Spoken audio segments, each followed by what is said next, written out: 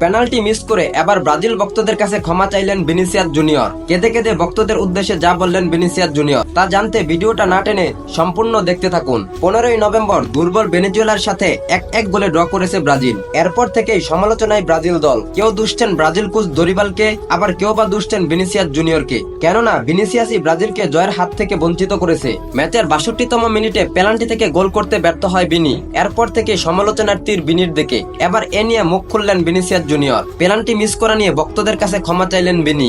এই নিয়ে ভিনিসিয়াস বলেন, আমি সবার আগে ব্রাজিল ভক্তদের কাছে ক্ষমা চেয়ে নিচ্ছি। পেনাল্টিতে গোল করা সহজ, তবে আমি তা করতে ব্যর্থ হয়েছি, আর এই জন্য আমি আন্তরিকভাবে দুঃখিত।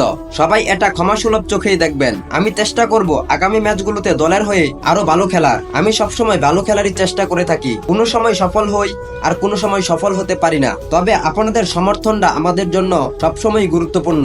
আমরা আশা রাখবো উরুগুয়ের বিপক্ষে আরো ভালো ম্যাচ খেলতে পারবো। সেই ম্যাচে আপনারা আমাদেরকে সমর্থন করবেন। সুপ্রিয় দর্শক, বিনির পেনাল্টি মিসে ড্র করেছে ব্রাজিল। এই নিয়ে আপনার মতামত কি? কমেন্ট বক্সে জানাতে পারেন আপনার মতামত।